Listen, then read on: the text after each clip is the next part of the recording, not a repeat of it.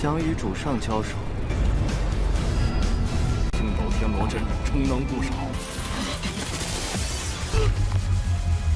这就是你要寻找人界第一雄。在下的志愿是拯救苍生。时，你已经尽力。必须与他一战。的确，会如你所愿。这些原本用于保护的钥匙。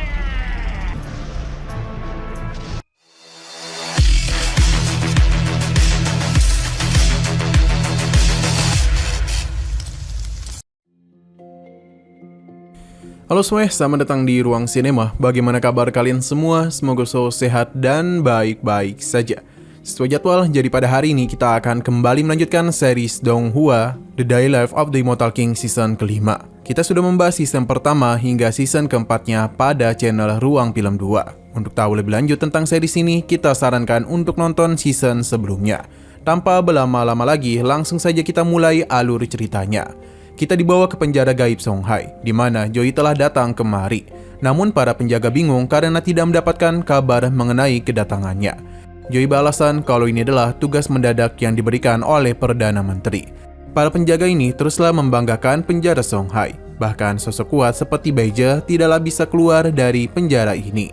Joey hanya tersenyum saja. Ia meminta para penjaga untuk memperketat penjagaan selama turnamen berlangsung. Karena dia yakin Perdana Menteri pasti bangga kepadanya. Setelah masuk lebih dalam, para penjaga semakin bingung. Pasalnya, Joey tidaklah menyapa mereka dan juga cukup jarang kemari. Ia juga beralasan datang untuk membantu mereka dalam memperkuat pertahanan penjara. Jadi Joey pun mengeluarkan laptopnya dan mulai menyambungkan kabelnya ke dalam database penjara. Ini pun mengakibatkan pengembalikan sistem penjara Songhai yang membuat kamera pengawas mengalami kerusakan. Sepertinya dia bukanlah Joey asli, karena apa yang dia lakukan justru membuat sistem penjara ini mengalami kekacauan. Para penjaga barulah menyadari hal itu. Sayangnya mereka sudah terlambat karena yang menyamar sebagai Joey adalah Raja Malam Ninjun. Tujuannya jelas, yakni membebaskan Tuan Beija.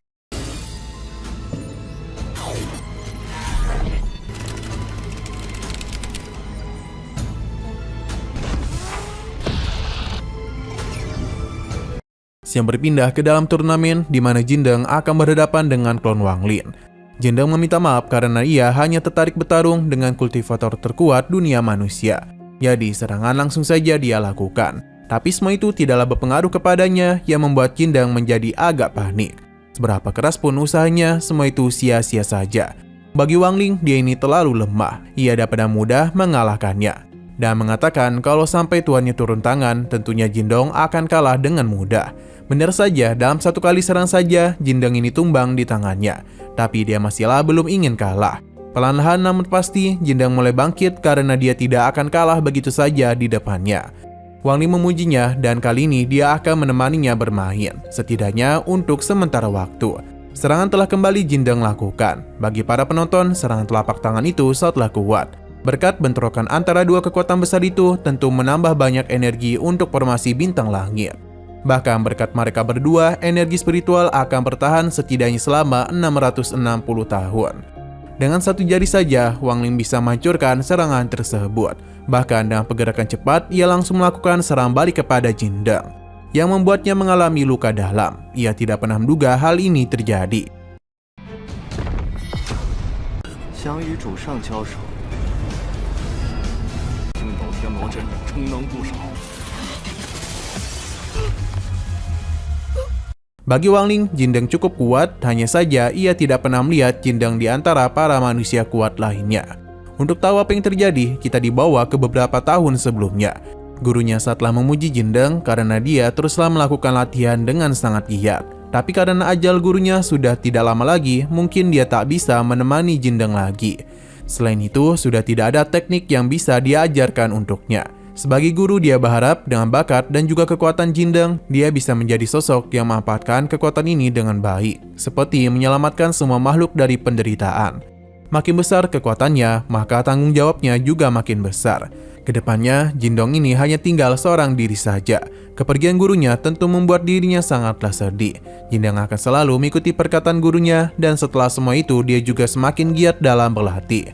Dengan mata segala miliknya, ia membantu orang-orang, bahkan di saat invasi ras iblis menyerang dunia manusia, Jindong bergegas kembali. Namun sayang sekali, dia ini sudah didahului oleh kultivator terkuat dunia manusia. Klon Wangling akhirnya paham mengenai alasannya yang ingin bertemu dengan tuannya. Jindong membenarkan hal itu, jadi dia pun ikut dalam turnamen ini. Namun siapa yang menyangka dirinya malah mendapatkan perundungan dari para netizen. Wangling memuji kemampuan hebat yang Jindong miliki.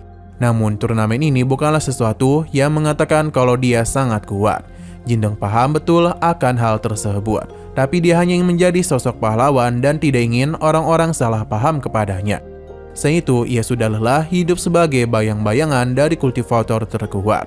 Sayang sekali, serangan yang Jindong lakukan dapat Wangling patahkan. Ia tak bisa mempertemukan mereka karena tuannya itu tengah sibuk. Karena bagaimanapun, sekarang ibu Wangling tengah mengalami kontraksi berat. Ia akan segera melahirkan Wang Nuan. Di ruang bersalin, terlihat dengan jelas kalau Wangling bersama yang lainnya merasa khawatir.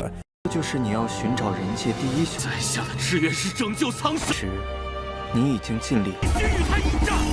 的确行。用力，好了吗？ Namun Wangling merasakan sesuatu, jadi dia memutuskan untuk pergi dulu. Bagi mereka, Wangling pasti berusaha untuk menenangkan diri.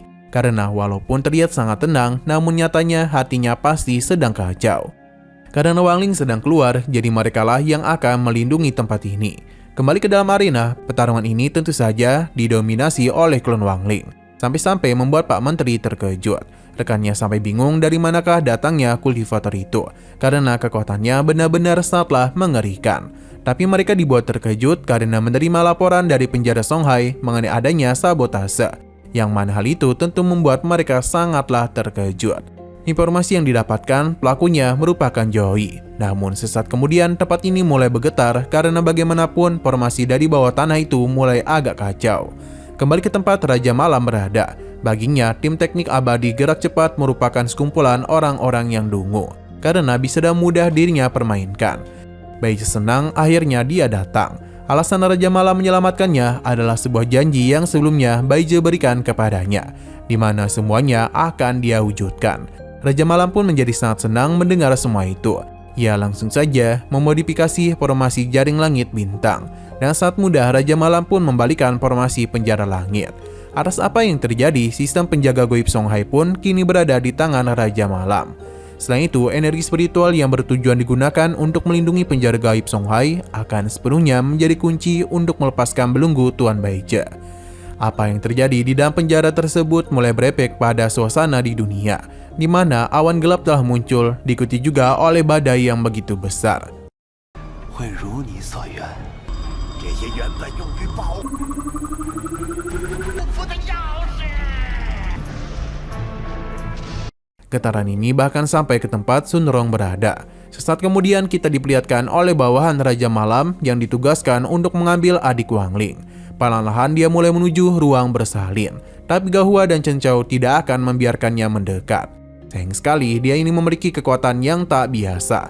Dengan sekali tatapan saja, ia dengan mudah menekan Gahua dan Chen Chao. Begitu pula dengan yang lainnya. Karena bagaimanapun, energi spiritual yang dia keluarkan telah menekan tubuh mereka, yang memaksa tubuh mereka sulit bergerak. Sun Rong hanya berharap Wangling di sini untuk bisa menyelamatkan mereka. Sedangkan ibu dan Wangling tidaklah tahu apa-apa, sebab Wang Nuan baru saja lahir. Di dalam ruangan tersebut, sebuah serangan pun muncul yang membuat para dokter terkejut. Di tengah kepanikan itu, ada serangan yang membuat mereka seketika saja pingsan. Sedangkan ayah dan ibu Wangling berusaha melindungi putri mereka. Kembali kepada Baija, di mana akhirnya dia itu telah berhasil membebaskan dirinya. Dengan sangat cepat, dia pun keluar dari formasi yang mengurungnya, di mana itu tepat berada di bawah turnamen diadakan. Kekuatan ini sangatlah luar biasa karena bisa dengan mudah menghancurkan formasi pelindung. Sedangkan klon Wangling penasaran dengan apa yang baru saja terjadi di bawah sana. Raja Malam sangatlah senang karena apa yang dia lakukan telah berjalan dengan sempurna. Tapi dia bingung mengapa ada tangisan bayi di tempat ini, yang mana ternyata Wangling sudah ada di belakang Raja Malam. Tidak hanya itu, namun bawahannya yang hendak mengambil Wang Nuan juga telah Wangling kalahkan.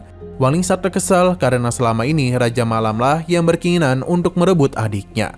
Raja Malam mencoba menjaga jarak darinya. Wangling yakin betul kalau dia pasti sangat percaya diri dengan rencananya. Terlihat dengan jelas betapa takutnya Raja Malam itu. Di saat Wang Ling memperkenalkan dirinya, Raja Malam malah percaya diri kalau dia itu hanyalah bocah ingusan yang belum lulus sekolah. Tapi itu adalah sebuah kesalahan besar karena dalam satu kali pukulan, Raja Malam berhasil dia buat terpental. Karena meskipun baru lulus, bukan berarti Wang Ling tak bisa memukulnya.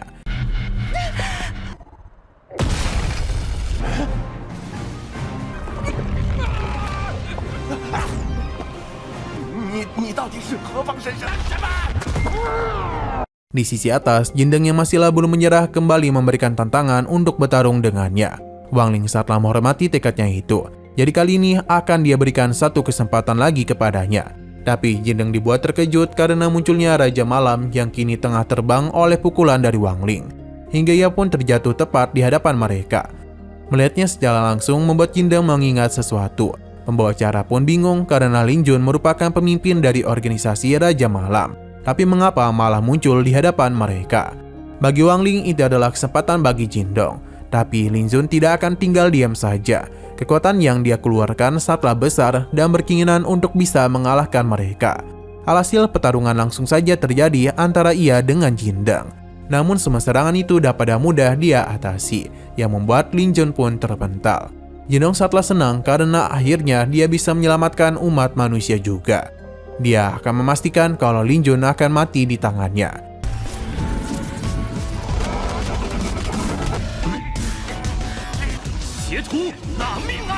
Setelah pertarungan selesai, berita pun mulai menyebar, di mana Jindeng yang tengah berkompetisi tanpa rasa takut menghadapi lawannya, dan juga berhasil menangkap Lin Jun dari organisasi Raja Malam. Untuk Wang Ling sendiri merasa sangatlah senang karena kini akhirnya adiknya telah lahir. Terlihat di sini ada begitu banyak hadiah yang diberikan oleh teman-temannya kepada Wang Nuan. Wang Ling juga berharap adiknya itu mirip dengannya, yakni suka makan mie keremas. Tapi sepertinya adik Wang Ling juga memiliki kekuatan yang tak jauh hebat darinya. Tapi sepertinya adik Wang Ling ini juga tidak kalah kuat dari dirinya. Nah, sayang sekali lagi seru-serunya, episodenya pun harus bersambung dulu. Oke, sekian dulu pada video kali ini. Untuk video selanjutnya akan segera hadir. Jadi bagi kalian yang mengikuti series ini, langsung saja klik subscribe dan aktifkan loncengnya. Terima kasih yang sudah menonton video sampai habis. Jika kalian suka pada video ini, klik like dan share ke teman-teman kalian tentang channel ini. Dan ditunggu aja kelanjutannya. Oke, sampai jumpa di video selanjutnya.